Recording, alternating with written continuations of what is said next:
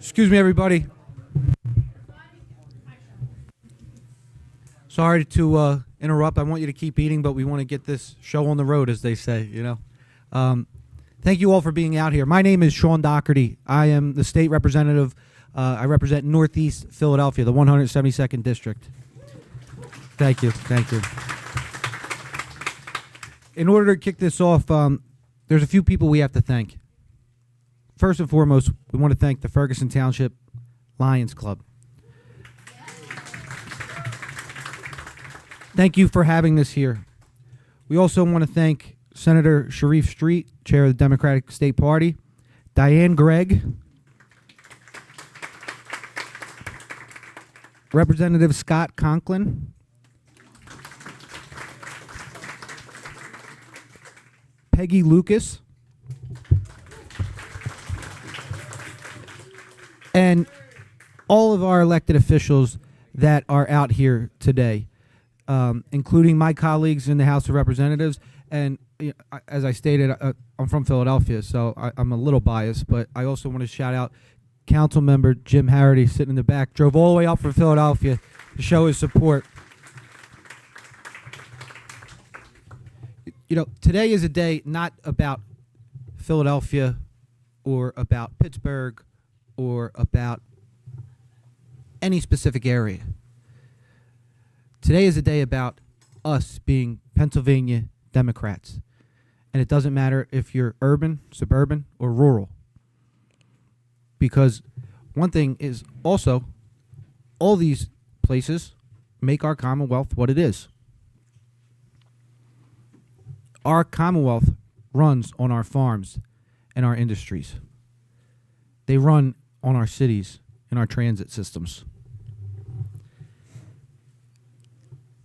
You know, I don't know if many of you have ever seen Star Wars, but there's a character, Yoda. He said once that failure is the greatest teacher.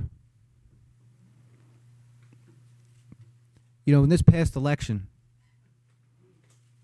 we failed. But that's not going to happen again. Because urban, suburban, and most importantly, our rural communities are coming together to take back what's ours and to support the good people of the Commonwealth of Pennsylvania. So if there's one thing that I really want to talk about is one of the most important elections that we have coming up this cycle. And it's something that I don't think has gotten enough attention. The other side of the aisle is aware of it, but we need to be doing everything possible in order to save this. And it is our state Supreme Court justice election. The retention, it's a yes or no vote. We have 3 justices up for retention. Justice David Weck, Justice Christine Donahue, and Justice Kevin Doherty. And again, I stated I'm biased, so I do have to shout out that Justice Kevin Doherty is my dad.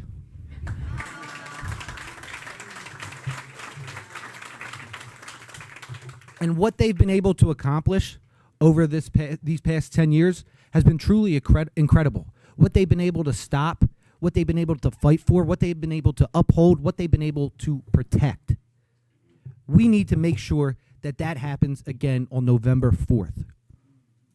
You know, I'm going to ask you something different. Usually when we go into a voting booth, you vote from top to bottom. Well, these justices, because it's just a yes or no vote, I'm asking you to vote from bottom up because it's crucial. Now, these justices, they're not party affiliated with a retention vote. But we do have a Democratic majority on the Pennsylvania Supreme Court, our last line of defense. You know, Pennsylvania is a very unique state in the sense that we have a divided legislature. We have a House that is Democratic controlled, a Senate that is Republican controlled, a Democratic governor. I don't even want to talk about federal, you know. But our last line of defense in the state of Pennsylvania, in the Commonwealth of Pennsylvania, is our state Supreme Court. And they have been fighting to protect abortion rights, We don't know what's coming down with same-sex marriages in the federal level. But if there's anything that the federal government does that affects us directly here in Pennsylvania that we don't like, our Supreme Court can back us up. You know, when we're in Harrisburg in the House chamber, we get to hit a button. Sometimes we have the majority, so we win a lot.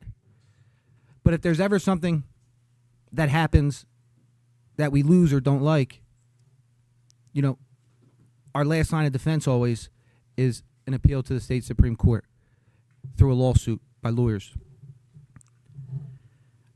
I just cannot stress to you all enough the importance of this election, and specifically for my dad, Justice Kevin Doherty. And I hate saying the word justice because I just call him Dad. But in his 10 years, he has done so much that I am proud of, specifically with disabled children and autism in our courts and mental health.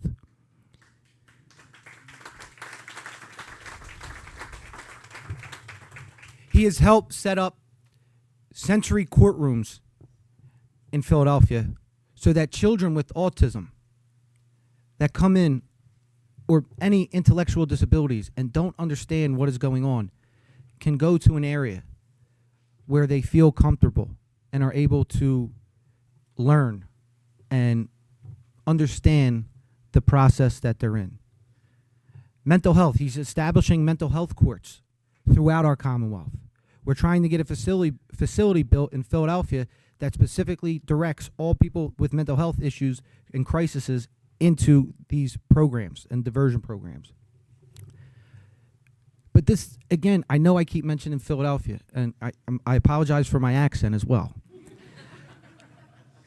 But this isn't about Philadelphia. This is about us as Pennsylvanians. This is about us as Democrats. The Pennsylvania Supreme Court is the last line if someone comes and attacks your farm or does something that hurts your rural communities.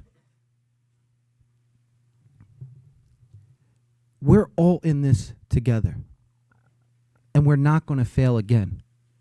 So from the bottom of my heart, I ask you that on November 4th, when you step into that booth, please vote yes for Justice David Weck. Please vote yes for Justice Christine Donahue. And please vote yes for Justice Kevin Doherty. Thank you so much. I really appreciate you. Thank you for having us here. Now I would like to introduce my friend and colleague representing the great area of Allegheny County, State Representative Emily Kincaid.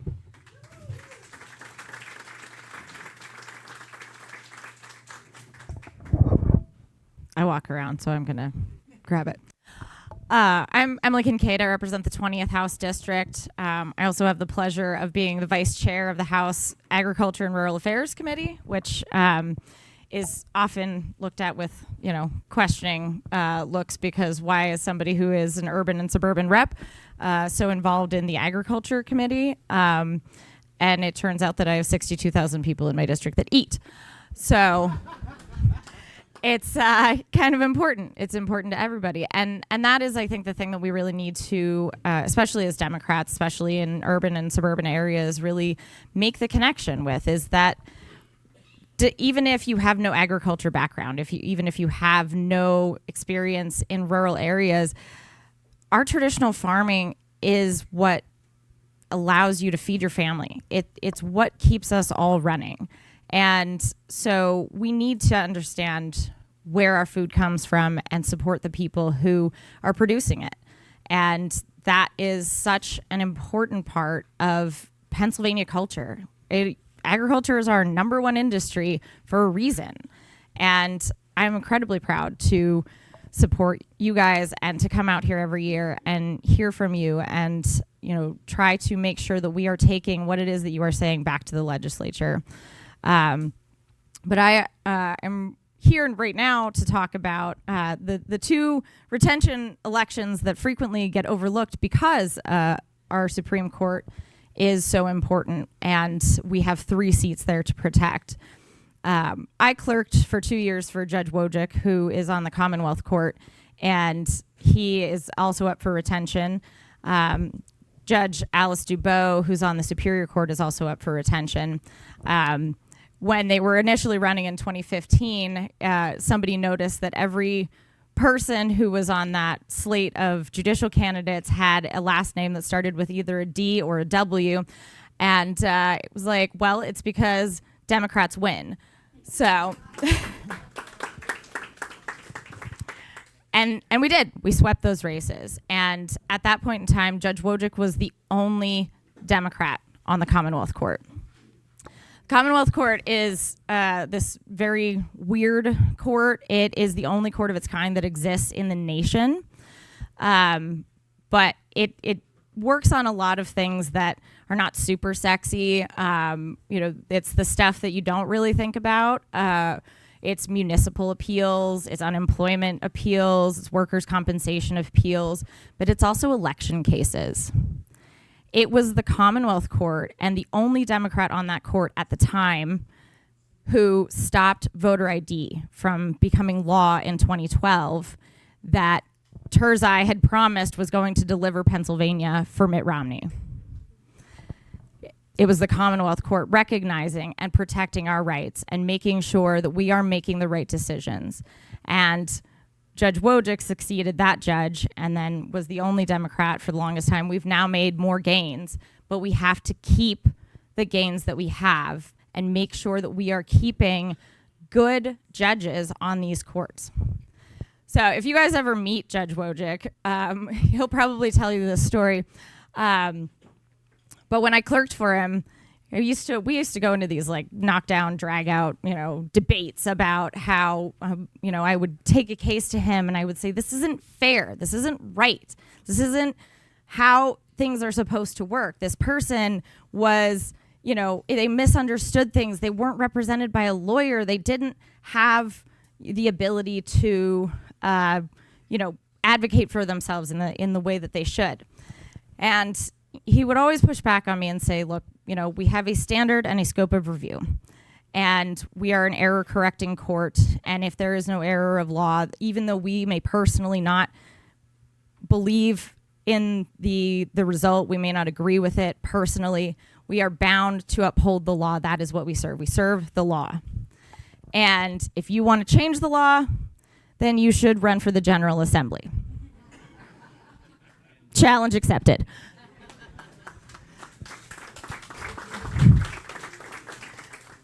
But, that's, I think, a thing that a lot of people fundamentally misunderstand about the courts. And it's why it's so hard to, get kind of the enthusiasm about the courts, is that we want people on the court that are not going to go into something with their own personal biases.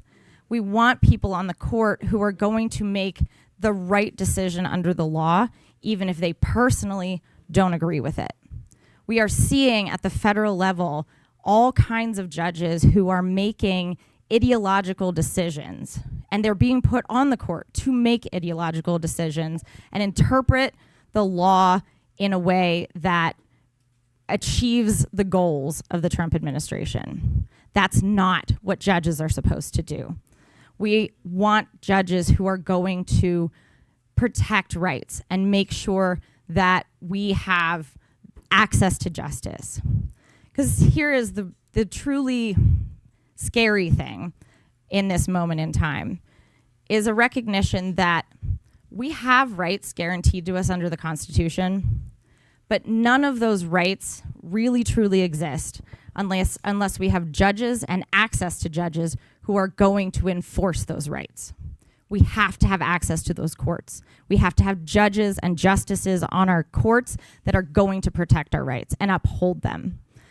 And that is why we need to make sure that we are retaining all of these judges and justices. Because the other thing that's going to happen in this Vote No campaign is that you're going to also see it trickle down to your Court of Common Pleas folks, because they're also up for attention. So your local judges, the local trial judges who have been serving in the community, who understand best, they're going to get ousted as well if this succeeds. And it is going to upturn our justice system. That is not whatever we were supposed to do. We are supposed to have an independent judicial branch that ensures our rights and holds us in the General Assembly and holds the governor accountable. They are a check on us. They are not a rubber stamp. And we need to make sure that we are keeping people on the court, putting people on the court that are going to do that. And as just a reminder of some of the cases that have come up, I don't know if you guys remember in 2019 or 2018 when our Supreme Court found that our congressional maps were excessively gerrymandered. And they said, under Pennsylvania's Constitution, you are not allowed to do that. And we are entitled to fair representation. And because we redrew those maps, we got women in our delegation from Pennsylvania for the first time in way too long.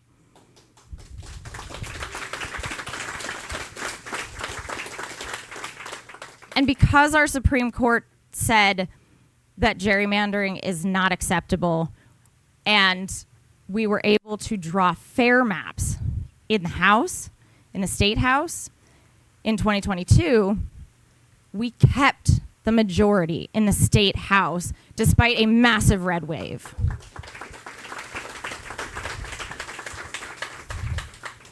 That's what fairness does. Fairness allows us to have access to what it is that the people of Pennsylvania want. And so we may not always agree with what judges are deciding, but we want people who are going to decide things fairly and justly under the law. And then we can have the knockdown, drag-out debates with them later. And if you want to change the law, you run for the General Assembly. But that is the thing that in clerking for Judge Wojcik and in knowing all of the judges and justices that are up for retention this year that I really appreciate about them and that I have learned from them is that we have to have a commitment to keeping our judiciary independent, to keeping it fair, to making sure that people have access to justice and due process. And these folks on these courts are doing that. And that's why we need to keep them. And we do not need to politicize our courts merely because they had the audacity to act as a balance to the overreach of our Republican.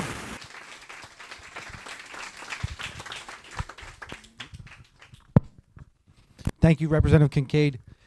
And she's absolutely right. You know, the thing is, most people don't know who their judges or know anything about their judges until they're standing right in front of them. And a judge with the power of a pen can take your liberty away, your freedom, can take your property away. So please, do your due diligence, because this is important. And as she stated too, Representative Kincaid talked about the Pennsylvania Constitution. Fun fact about the Pennsylvania Constitution, it's actually older than our United States Constitution. And as a lawyer myself, the one thing I love about the Pennsylvania Constitution is that it offers broader protections for Pennsylvanians over our United States Constitution. Do you know who upholds that? Our judges. This election is so important. So thank you, Representative, for talking about not only the Supreme Court, but our Superior Court, and most importantly, our Common Court and Municipal Court judges, the people that do the everyday work. Vote yes.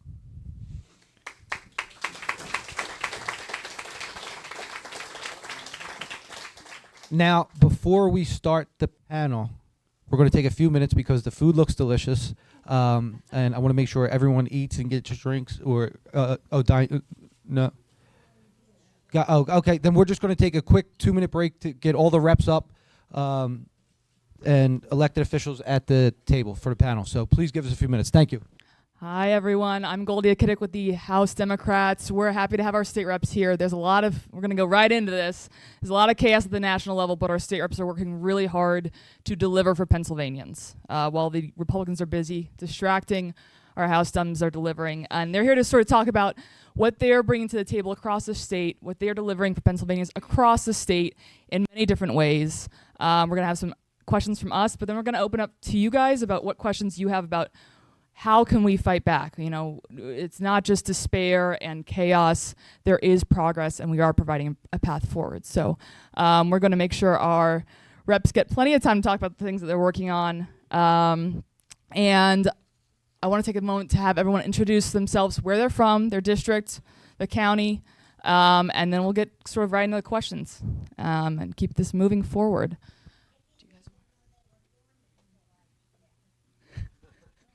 We're here doing it. Thank you, Golia. Good to see everyone. I'm State Rep Eddie Day Pashinsky. I'm from Luzerne County. I have the distinct privilege and honor of being the agriculture chair.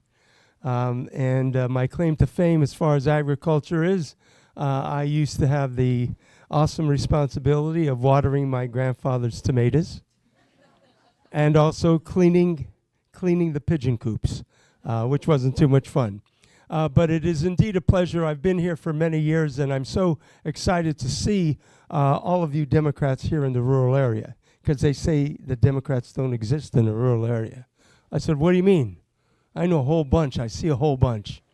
And one little side note. The question, we've talked about the judges, and they are so very, very important. We have 3 equal branches of government, do we not? What are they? You got your president, you got your Congress, you have the judiciary. Same kind of thing happens here in Pennsylvania. Your governor, your representatives, and your judiciary. I don't want any of you to forget that on a national level, the Republican Congress, the Republican Senate have been on vacation for 7 months. They have the power to hold in check a president who certainly appears to be out of control. So I want to make sure that we get that point across. It's not just him, it's them. And the last point I want to make is, who's in charge? Who can make that happen? Of, by, for the people. You are the power. You vote us in, you vote us out. And that's the thing we have to get cooking for this election and every election after, until we can get those people out that don't have the respect for our democracy, that don't have the respect for our Constitution, that don't have the respect for all the men and women that gave their lives so we could be free here today. Never have it. Sorry if I get a little emotional. But listen, we are in a terrible position, and we can make this happen. All we have to do is come together as decent human beings, not Democrat, Republican, Americans, people who love this country and understand it. Okay? All right, thank you. I've said enough. Thank you. Okay. You guys know who I am. I'm Emily. I just talked to you, so I will I will pass it on. Hi, everybody. State Representative Paul Takak. I represent the 82nd District here in Center County. So that's, the middle part. Thank you. I'm beginning my second term in the legislature, and I serve on several committees that I think are very relevant to rural communities. First and foremost, education.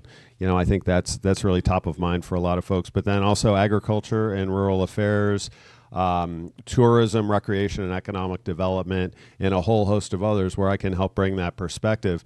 And as of Monday, I was just elected to be the chair of the Rural Population Revitalization Commission for the state of Pennsylvania. Thank you. It's a tremendous opportunity to be able to talk about and highlight, shine a spotlight on some of the real issues that are affecting the 48 rural counties in the Commonwealth of Pennsylvania, and almost all of which are projected to lose significant population by 2050. And what we're trying to do is address those concerns that are impacting rural Pennsylvania, whether it's healthcare, housing, economic development, education, emergency services, just on and on. Please reach out to us, because we really do want to work with your county commissioners and folks locally to highlight some of those. So sorry if I went on a little long, but real focus in the legislature on the Democratic caucus on rural issues, and I want you to be assured of that. Thank you. Good afternoon, buenas tardes. My name is Johanny Cepeda Freitas, and I have the honor of representing the 129th Legislative District from Berks County. Super excited to be here. I also serve on the Agriculture and Rural Affairs Committee, and as Representative Kincaid alluded to earlier, people ask you, well, why? Some of my fondest, earliest memories were being in the Dominican Republic. So as a youngster, every summer I'd travel to the Dominican Republic. And I used to love being at my grandmother's farm, right? We had chickens running around, ducks, goats, we climbed trees. And so for me, now being obviously in this country where I was born, but in case you needed to know that, no.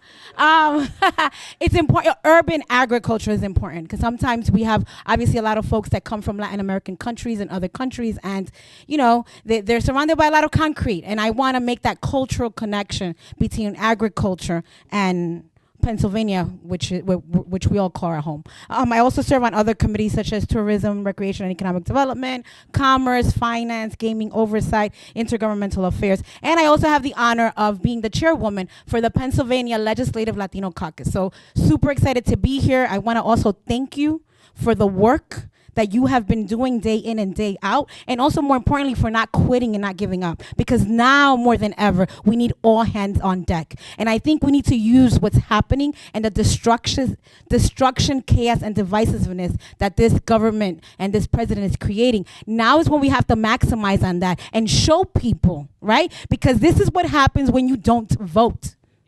So it's time to empower, educate, engage more than ever people, and register people to vote, and make sure that they realize now more than ever why their vote is important, why so many people died, and why currently so many people are disappearing, because we have people being kidnapped off the streets. So thank you again, and let's keep this movement going, and let's keep fighting for what's right.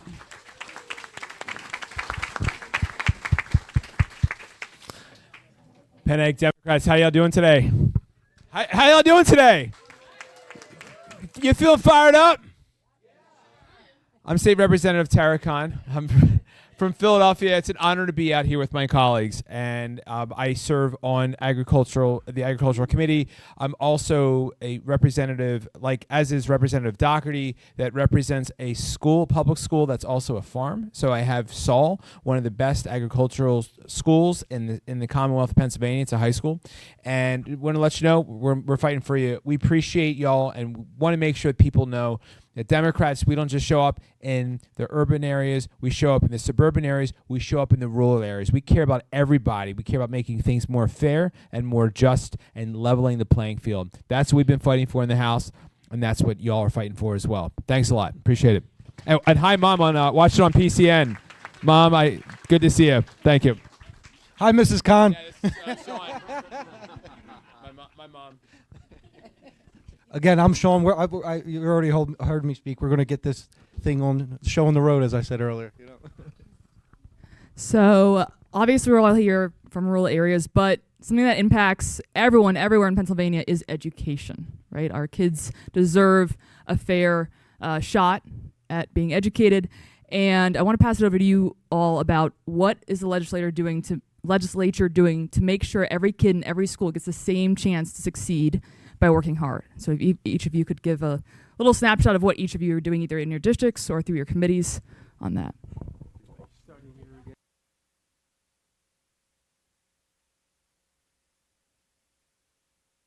And now I know how to turn on a microphone.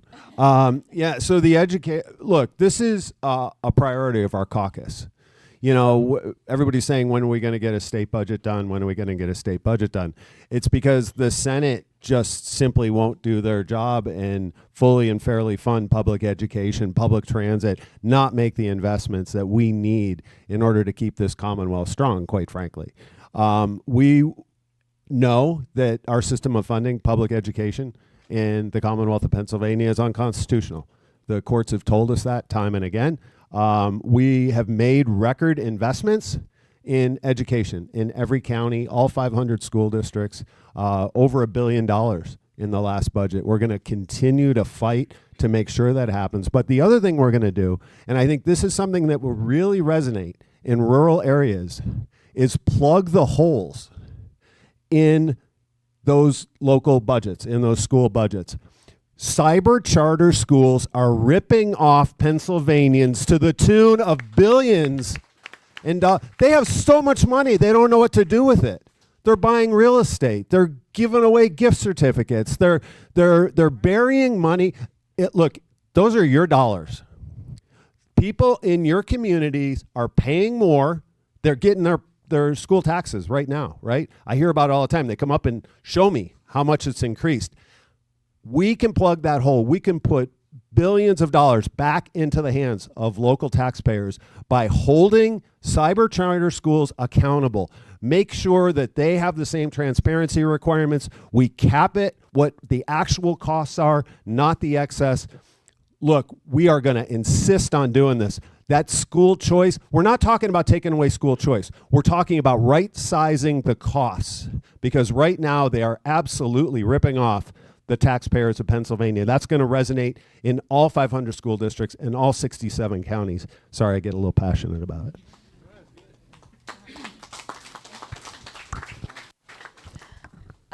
So in addition to the structural funding that we're working on, one of my priorities, because I'm also the House Chair of the Hunger Caucus, I have legislation that would provide universal school meals for all K through 12 public school students. And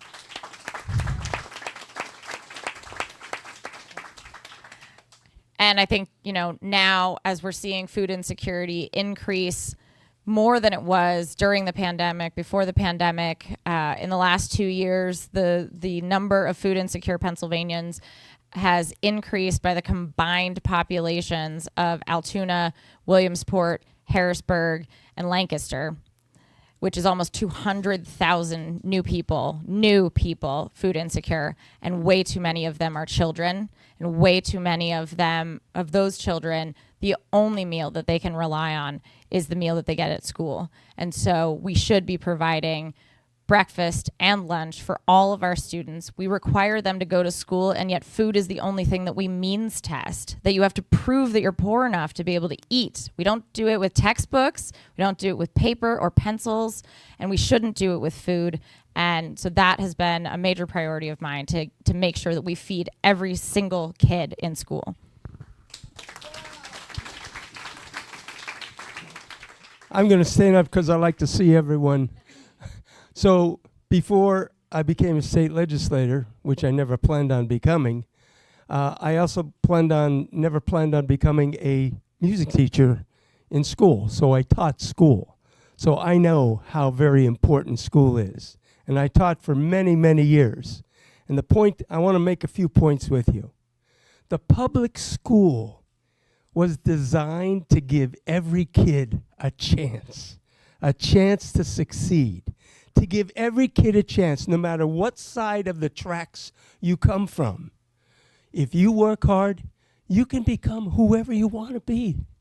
And I know that in your families and in rural Pennsylvania, we have so many kids that have become professionals, business owners, they've become lawyers, doctors, nurses, whatever. What Emily said and what Rep. Takat said about your cyber charters, that's robbery. Now, I'm going to give you a couple numbers. I represent Wilkes-Barre School District. Wilkes-Barre School District was one of those schools that launched that lawsuit against the state to prove that they were being underfunded. And I mean underfunded by millions of dollars, okay? So your public school can provide cyber education for between $2,000 and $4,000 per student. The cybers are charging $10,000, $12,000, $15,000 per student. And the excesses that Representative Takak was talking about, it's not thousands of dollars. It's not hundreds of thousands. It's millions, hundreds of millions of dollars. They are buying now property. Their administrators are making $500,000, $700,000. Unbelievable. That's your money. That's your tax dollars. I have no problem with private schools or charter schools or cyber schools, but they've got to play by the same rules that your public school does. Public schools can't advertise at a football game about their school. What do I mean? Cyber charters buy advertisement on the big boards about their schools. They pay for trips to those games for the parents of those children. Public schools can't do that. That's your money. So what I'm trying to say to you is your public school is our future, because those kids are the future. Got it? And that's why we have to all we want is something that's fair. Because they won that lawsuit, Wilkes-Barre area has been given X amount of dollars, and it's going to take 7 years in order to fully fund all those schools that have been underfunded for decades. So that's definitely one thing we're going to fight for is fairness, and we're going to definitely make sure that all our kids, all your kids, have a chance to succeed.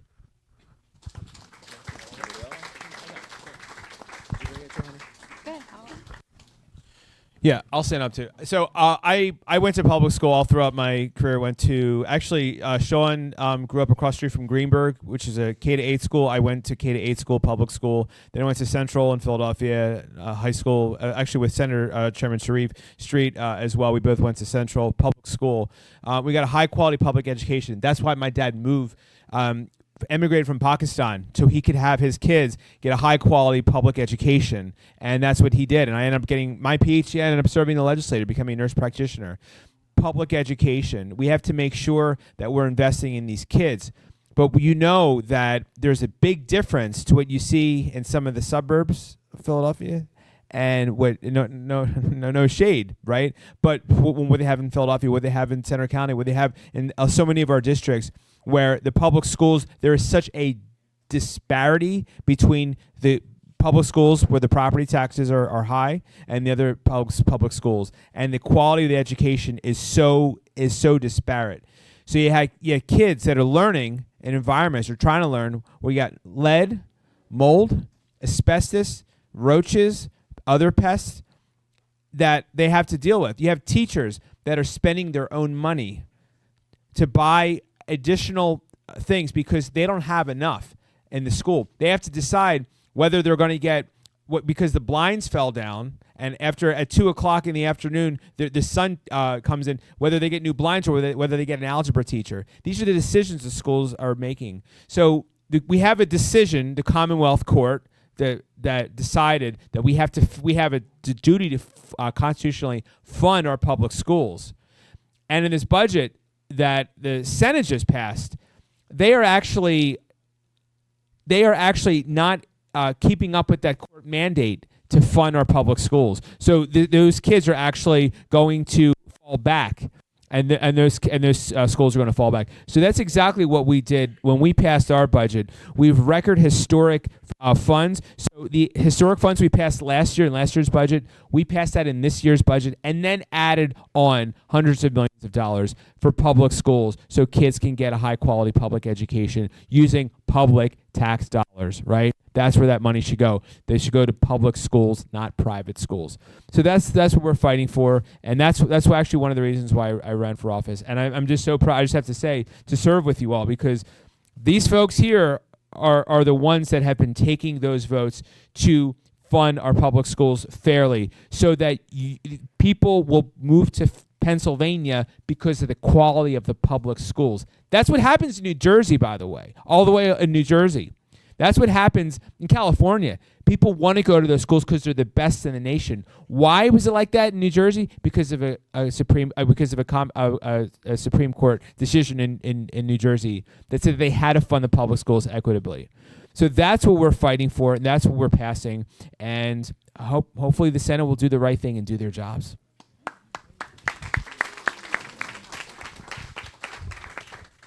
So I won't be redundant. You've heard. I just want to share with you what I'm doing locally in my district. So I have begun a youth advisory council that's comprised of various students from the various school districts that I represent, because it's very important to empower our young people. We need to start training them to be civically engaged, to learn how to advocate for themselves. And in addition, I also meet with my superintendents quarterly as a collective, and we go from school district to school district, because it's important for us to share best practices and figure out how do we share resources and learn from one another. Because I don't know if there's this problem here in this county, but in my neck of the woods, we have a growing unhoused youth population, right? And one of the things that the Reading School District in particularly, which I represent, has created, they took a basement storage room and turned it into this beautiful space where youth who are unhoused can come shower. And they get nice robes and slippers. They have these large lockers. They have areas where they can study. There's even a kitchen so that we can give them that temporary relief while we can. And one of the beauties of me meeting with my superintendents quarterly, some of the other superintendents got to visit this space, and their wheels started turning, because they may not have the same amount of unhoused youth, but they have quite an amount of youth that they want to care to or help, right? And so one of my other superintendents is now looking at his school building spaces to figure out how he can transform a space to provide some type of relief to some of our young people that unfortunately are unhoused. So just wanted to share that. I also wanted to say something else. Do you know how to follow the work that we're doing in the General Assembly? No? So if you Google PA General Assembly, do you know you can subscribe and you will be emailed what we're working on, what legislation we're working on, and it gives you an opportunity to also kind of email us, let us know what you think, what you support, what you oppose. Because I think, again, now more than ever, we need to equip our community with the tools so that they can be more proactive and put more pressure on their elected body. Right? So super important that, for those that have smartphones, if you want to do when you go back home, PA General Assembly, you can subscribe, put your email in, and then share that with others, especially our young people, because we need to now start calling each member of the GOP Senate to let them know how important it is to pass this damn budget already, because it's well overdue. So I just wanted to let you know that you can activate, you can help us, right? Carry out what we were elected to do. So thank you so much. Thank you. I do want to give a shout out to a true champion of education, public education, but also fair funding, our Democratic chairman of the state party, our Senator Sharif Street. So thank you, Senator. I'm going to be very brief with my remarks. You heard Chairman Pazinski talk about how there was a ruling that the way we fund education in the state was unconstitutional. Do you know who ruled it unconstitutional? Our Supreme Court. The Commonwealth Court. Sorry, I apologize. But I just wanted to talk about how important it is that. Thank you for correcting me, by the way. I'm on the Supreme thing. Yeah, but just that ruling that showed that our state education system and the way our state funds it was unconstitutional was ruled by our courts. It shows you how important our judges are. Again, vote yes. Thank you.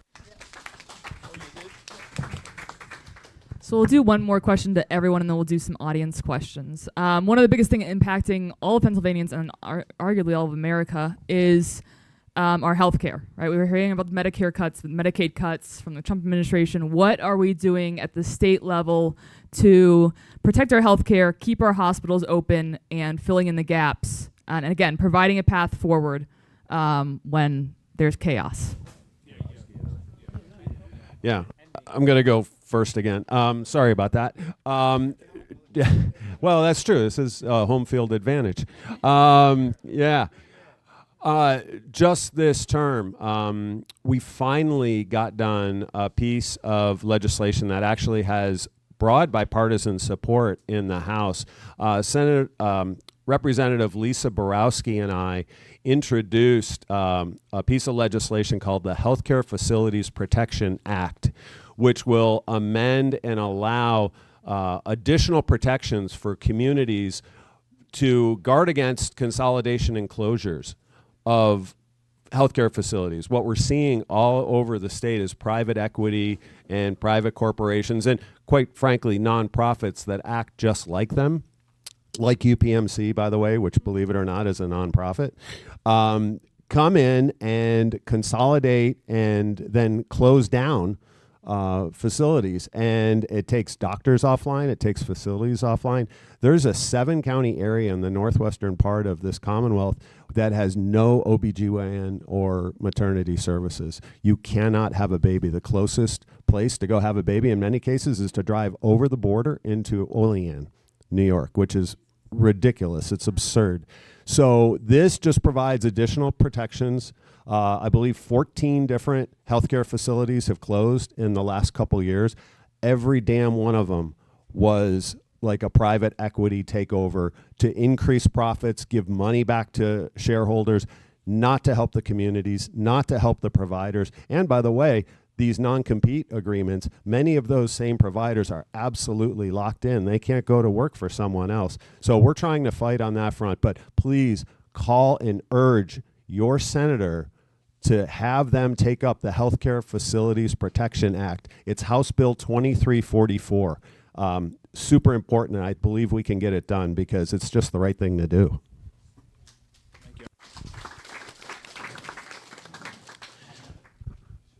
I'm proud to be working with Representative Takak as a co-prime sponsor on that bill, and Representative Borowski was another reason why I ran with Hahnemann closed, when Hahnemann closed, and they, all those nurses, Hahnemann, where Grace Kelly was born, 171-year old hospital, private equity, they bought it, and they separated the land from the institution. So that bill will help to prevent our community hospitals from being targets of for-profit, private equity, coming into our communities, buying up the hospital, separating the land from the institution so that they can load up the hospital with bad debt and then sell the land as real estate. That is what they are doing. That is the craziness that is happening. And it is what we are doing in the House, this Democratic House, to actually stop that from happening, to allow the Attorney General to stop that from happening. Something that there's been a lot of chaos. We had at a town hall with Senator Sharif about this in Washington. One of the things you may have missed, may not have missed, that they voted and they passed, and Donald Trump signed into law a bill that will take away health care insurance from 300,000 Pennsylvanians. 300,000 Pennsylvanians will lose their health care insurance, and just on Medicaid alone. And they thought they were being sneaky because they think you're stupid, and they actually did it so that it would happen after the midterm election. So people would think that the Democrats did it. They think because they think you're stupid. That's what they did. And so I'm proud that I worked actually with Representative Eddie Day Pashinsky, who is leading this ACA protection bill. Representative Takak, who's also leading one of these bills, that will start to codify the Affordable Care Act to help keep some of those protections in order. That about pre-existing conditions, and that health insurance companies can't discriminate if you have a pre-existing condition because of the Affordable Care Act. Well, our bill would actually protect those pre-existing conditions so that they can't repeal that. Why? Because the insurance companies will be able to deny anyone. If you had a stub toe, yeast infection, if you had a splinter, they can deny it as a pre-existing condition. Anxiety, that's what they do. That's the games that they take away the rights for you to get health care insurance so that they can make more money. We have kids under age 26 to stay on their parents' health care. That was enshrining the Affordable Care Act. We have bill that will codify that, will protect that. Preventive health care. So if you have health insurance companies have to make sure they pay for when you see your primary care. They have to pay for colonoscopies. This preventative healthcare services enshrining the Affordable Care Act. Again, it's at risk for being overturned. That's another thing that our bill would protect. So we are one by one working to protect the areas of the Affordable Care Act, to protect you, to protect Americans, because again, this is about protecting people, not looking out for private equity, looking out for the donors. That is not the priority of the Democratic Party. That's not the priority of this House Democratic majority. What we're fighting for is people. We're fighting to keep things affordable. We're fighting to help people keep their health insurance. That's what you care about. That's what we're fighting for in the House. Thank you.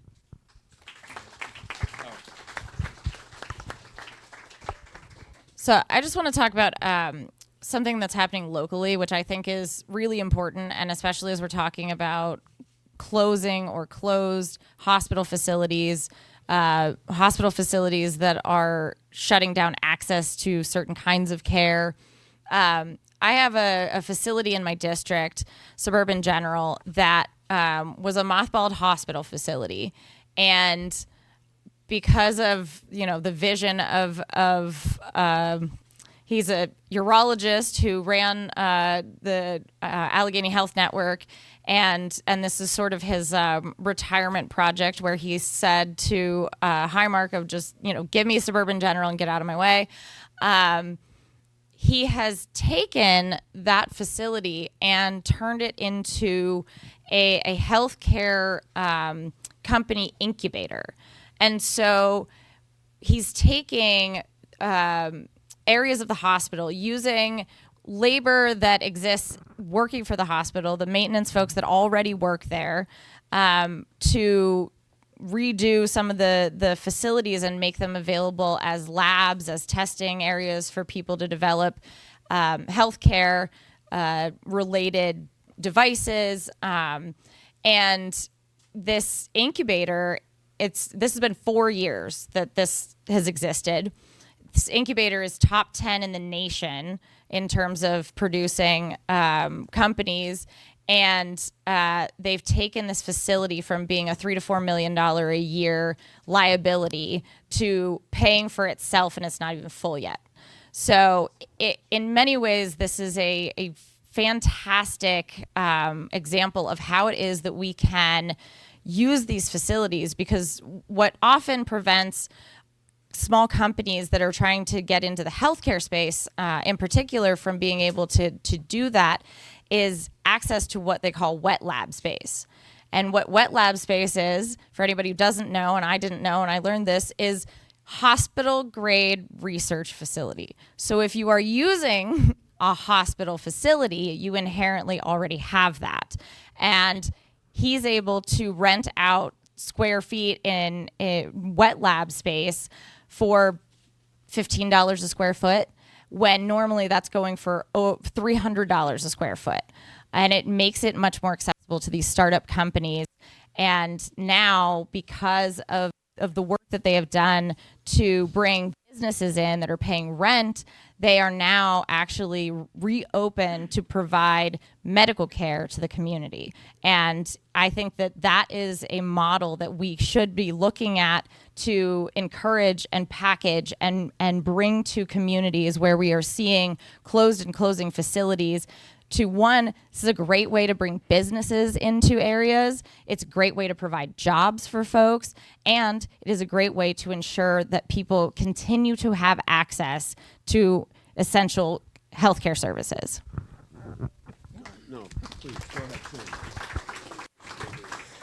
Just to add, all my colleagues do a great job, and I think it's obvious. You can see how much they care, we care. In our area, northeastern Pennsylvania, in Scranton, we have 3 hospitals, 2 of which are going to close. And in Wilkes-Barre, we have the General. We've already lost the Nesbitt, we lost the Mercy, and the General was the hospital that everyone went to. And there was collaboration between Wilkes-Barre and Scranton for many years. They worked together. Now you have all these hospitals that are now going to close. The population has increased. Why are they closing? They're not making enough money. Well, I thought hospitals were supposed to provide health care. All right? There are two things you want to keep in mind. What are the things that we need to survive in life? Well, we need some utilities, water, electricity. We need that doctor. We need that vaccination. We need that nurse. We need that care when we're sick, right? We're willing to pay for that care. When I say we're willing to pay for that care, one of the proposals we're talking about is everybody buys health insurance.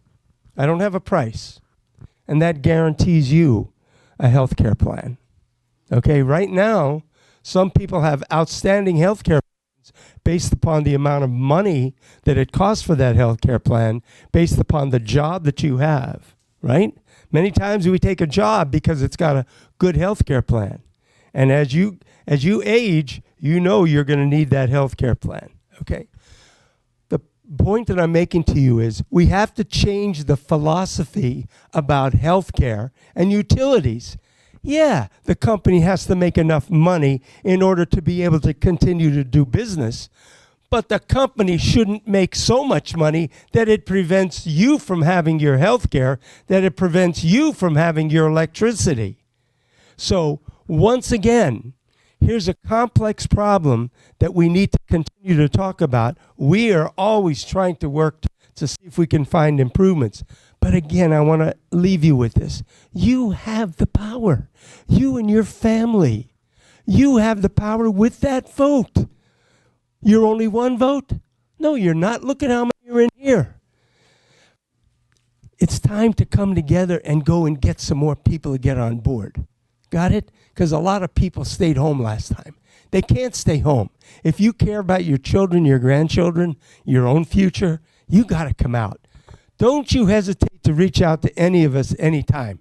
You have a question, we'll do our best to try to answer that, okay?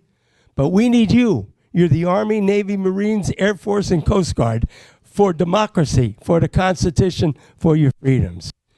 And with that, thank you. I'm late for another meeting. Can I be excused?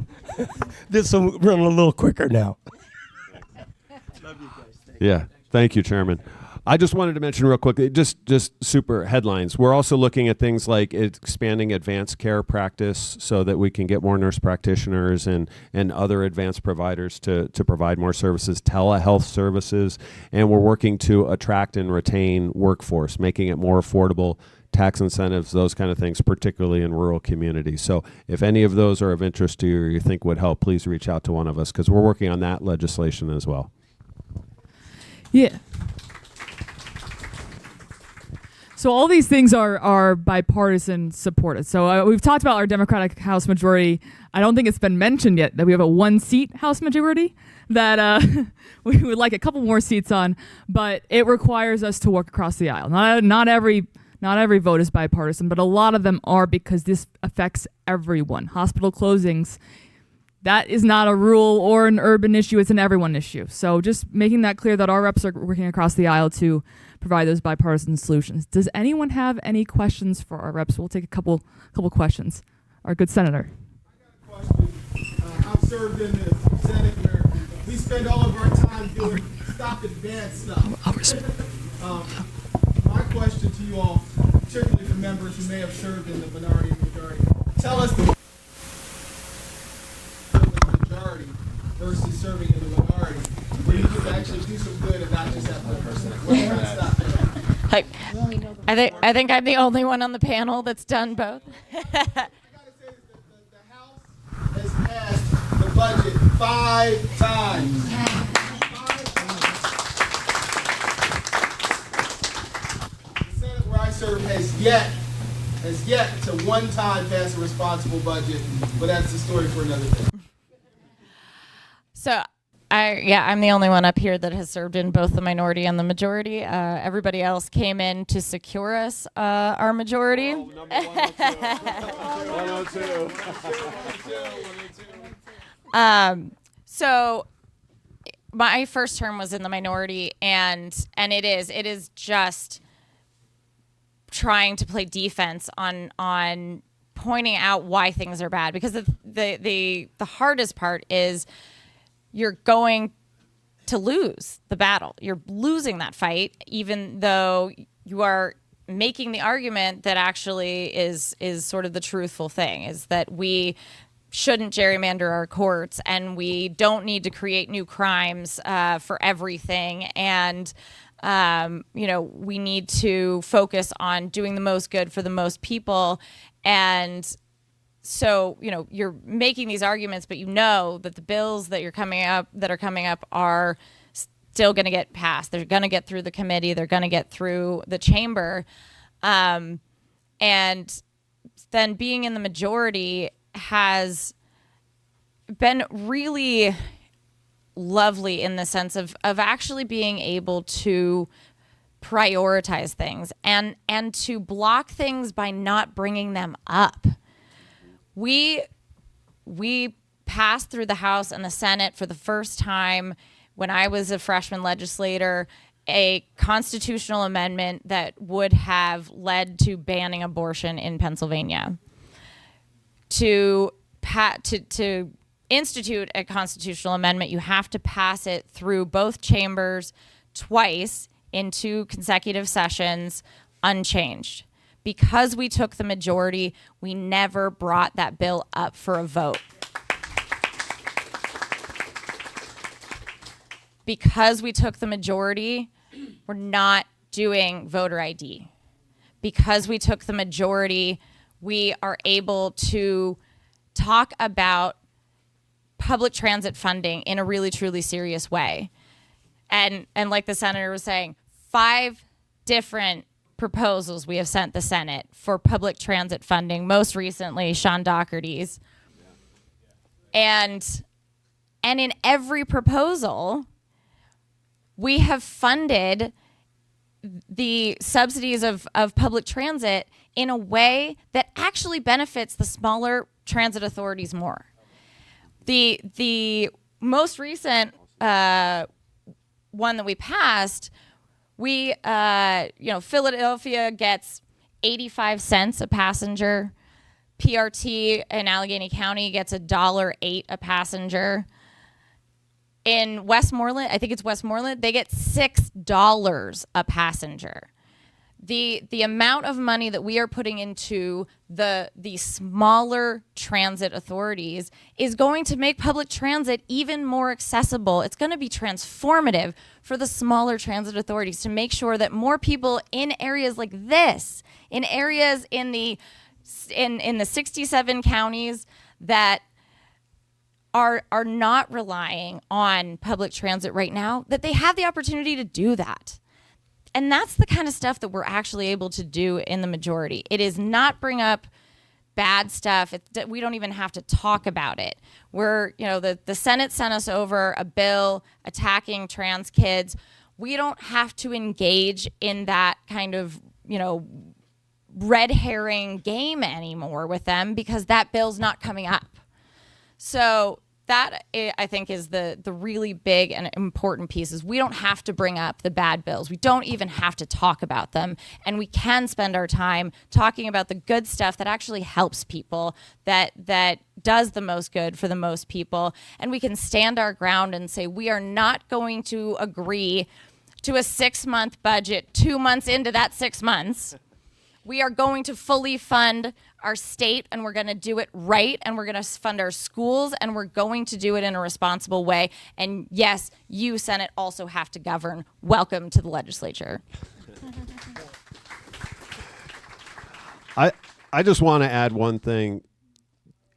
I've heard from my colleagues, not just Rep. Kincaid, but others, it's in some ways it's kind of easy being in the minority because you can just be against everything. We have a responsibility to come together and to deliver 102 votes in the House. Every single one of those bills we passed, there were things in it that people across our caucus didn't necessarily like. But we have a responsibility to govern. We are the adults in the room. We will make compromises so that we satisfy our members from the urban areas in Philadelphia, from Reading, from Allegheny County, from the rural areas. Look, we owe the people of Pennsylvania a budget. We get paid to do a job.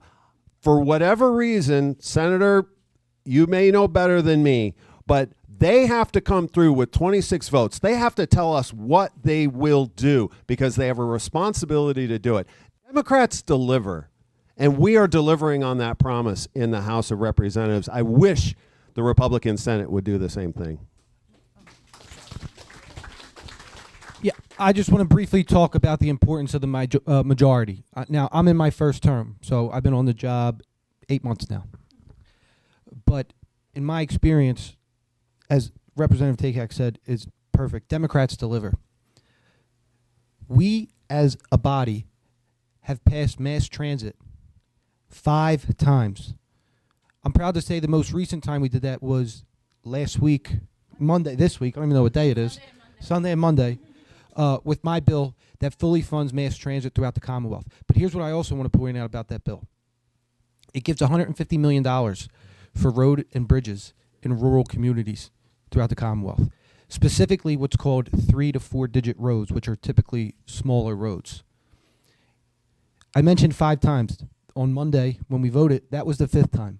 And what I did with that bill was, because Democrats deliver, we passed it 4 times before. The majority over in the Senate, which is Republican controlled, has never brought it up.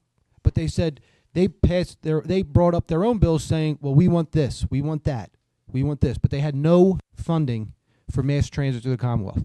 So, being the good Democrats that we are and the good government officials, we took what they wanted and put it in a bill that included funding for mass transit throughout the Commonwealth, for Philadelphia, for Pittsburgh, for Bedford County, but also for roads and bridges. Guess what? We got bipartisan support. We passed it in the House. Guess what just happened yesterday? They absolutely ripped it apart. They completely amended it. And they're saying that, oh, this is the right way to go about it. It's not. They're putting a plug in something that's going to explode. We get stuff done. We do it by working across the aisle, by working together. We know when we could put up 102, and we do put up 102, and that's what we're going to continue to do. Thank you. I'm going to get up for this one. So I'm fortunate to be in the majority and help attain the majority. So I'm grateful for that. So I'm sorry for you all who remain in the minority and who had to struggle with that. But I want to say this. I despised politics. I hated politics. And when I learned or realized the impact that politics had in my pockets, right, that's when I chose to run for office and make a difference.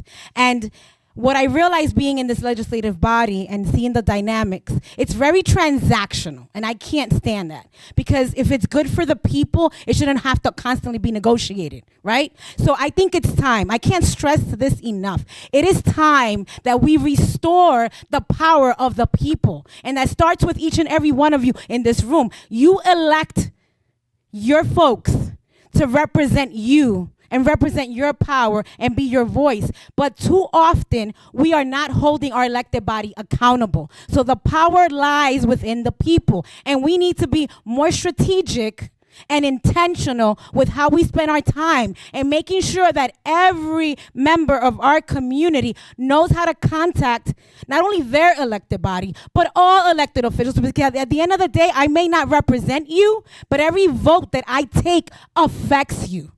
So it's so important. I can't stress it enough. I think when you leave here, you need to figure out how you will start talking to your neighbors, your friends, your family, and give them the contact list of the GOP Senate. Call them, email them, mail them, visit them, because it is of extreme importance. It is detrimental. that we activate every single member of our community and get them to do something. Because I am worried. I am worried. I'm stressed. I sometimes lose sleep because I wake up and I'm like, this is the United States of America? My parents grew up in a dictatorship in the Dominican Republic. And if you said something wrong about the president, you disappear. Like, it was that bad. And here we are enjoying all these freedoms that so many people died for us to enjoy. And if we continue to kind of like do a little bit, and we allow others to just not do anything, we're going to go down this ugly, nasty hole, full of darkness, and we're going to go back into time, and I refuse. So again, each and every one of you has the power to make a difference. You're already here. You're already activated. But it's those that are not in this room. The young people, I mean, this is State College, for goodness sake. Right? Even children in elementary school can do something. They can write, they can put cards together, they can even color. They can definitely pick up the phone, email, etc. Everyone has the power to make a difference and make sure that at least our Commonwealth of Pennsylvania is going in the right direction. And the Senate, they need to pass the budget because more people will continue to suffer. We're already suffering. So enough is enough. Let's make sure we feel the power and that we activate the power and that we urge and make sure everybody else around us, is embracing and activating that same power. Thank you so much.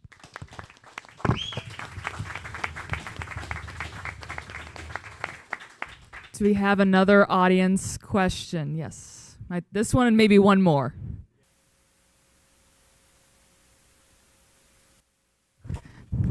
Thank you. I will just say all of us have cars and will travel. So I quite honestly, I'm going to kind of put the challenge back to you a little bit in that tell us where to show up. Tell us where to be because we're happy to show up. I mean, the number of times that I have been the only Democrat at a farm tour and had the response of, oh, you're a Democrat, like, but you're not, you're like reasonable, is I think just one more opportunity where we are not conceding space. We are taking up space, we are showing up, and we are saying that Democrats are working for people because I think that for too long, we as elected officials, I will not say you guys are doing the work in these communities, but we as elected officials have conceded space and allowed Republicans to be the only people showing up in these communities and talking to people. So when they show up, even if they're not serving those communities, they are still showing up. People know them. That's my friend, It doesn't matter how they vote.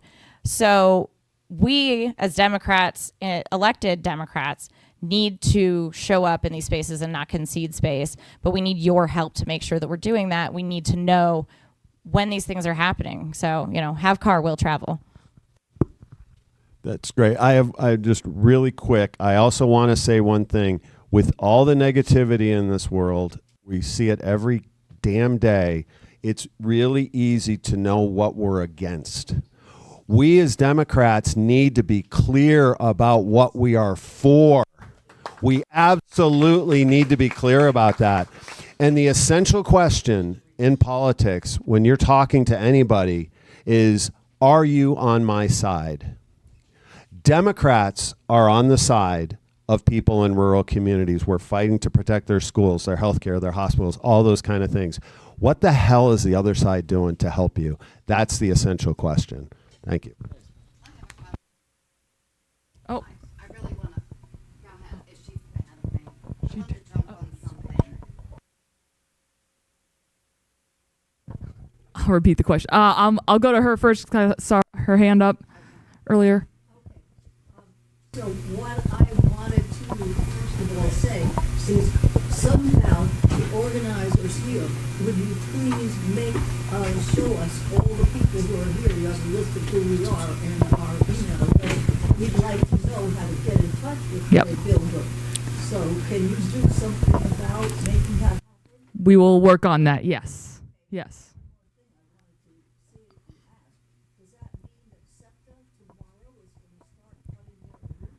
So the question is SEPTA tomorrow going to start cutting their routes? The answer to your question is yes. Now, tomorrow it's starting because they need a 10-day window to train their bus drivers and transit operators on how to work the new routes. And that's why, we passed it 5 times, I told you, in the House. It's been over to the Senate. Tomorrow, the doomsday effect starts. So the cuts are happening. And with those cuts happening, that means less revenue, obviously, which SEPTA, so the 5 southeastern counties and Allegheny County, so 6 counties in total, generate 46% of our state's budget, of our state's economy. 46%.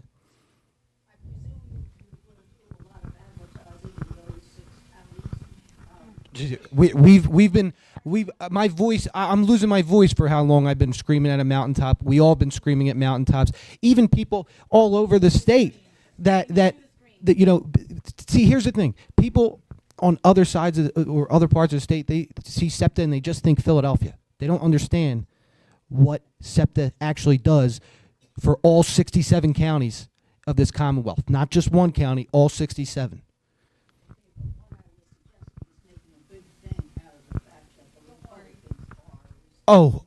Yeah. You don't have to worry about that. Trust me. All right, we'll go to one more question. I just have Bedford County Democrats here. You can see all of our workers here.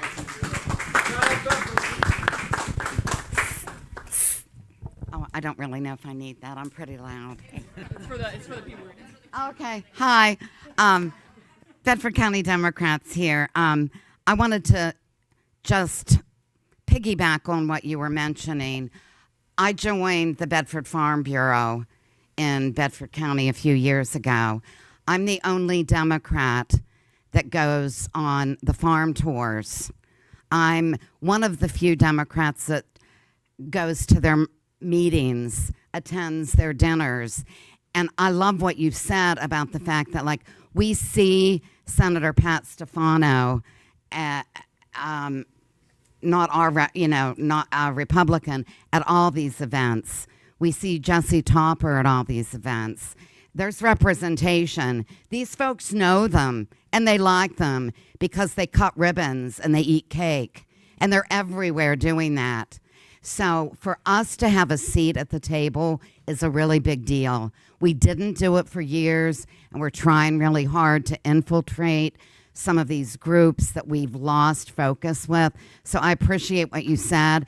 And anytime that your panel wants to come to Bedford County, we welcome you to come in, take over a meeting. We'll have a separate event for you. We just had a picnic 2 weeks ago. We had over 260 people show up in the second reddest county in the state. So we need you, and I love this message. So thank you. Yeah, and just to let you know, I have sat next to both Representative Topper and Senator Stefano at meetings of like the intermediate unit groups and the school groups. We will show up. Just make sure we're invited and we can get ourselves a seat at the table. So Allegheny County actually doesn't have a farm bureau. Technically, we are represented by Westmoreland County. So I am a member of the Westmoreland County Farm Bureau. and sort of an adoptee of the Butler County Farm Bureau. And yeah, now all of those folks, they know me and they get very excited when they see me, and I get invited to things, and they will come to events that I host. And I think this is where we are starting a dialogue about what it is that Democrats will deliver for these folks. And shout out to Bedford as the only turnpike stop that has a subway and not just Popeyes and Burger King and Roy Rogers. But yes, absolutely would be happy to come at any point in time. Feel free to reach out to my office. And again, I go to the farm tours, any of them that I get invited to that I can make work in my schedule, I will show up, because I think that it is important that we never, ever, ever concede space. And I think And I think as from HDCC, that's sort of what we're trying to do, and that's what we're trying to do here is provide messaging. House Dems, a House Democratic Campaign Committee. We're trying to keep these folks elected and then get a couple more seats. We'd like a few more seats than a 1-seat majority. But if you have people that want us to come to your county, please let us know. Talk to me. Talk to Madeline, our executive director, and we'll make that happen. I think we're good for questions. Peggy Lucas. Question, I just want to say one thing. The road to victory. Yes, it is. Yes, it is.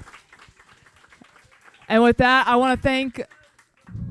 Yes. Like Pat Stefano, he's from Fayette County. I'm originally from there. He goes everywhere, and he's an asshole. Did I mention I sat next to him? For the cameras, I'm going to repeat. The road to victory runs through rural Pennsylvania.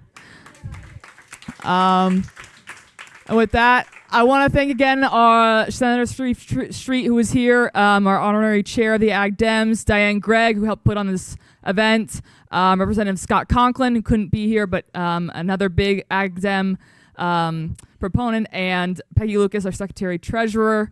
And again, thanking the Ferguson Township Lions Club for having us.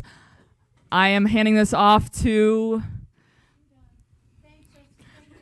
Diane Gregg says we're done.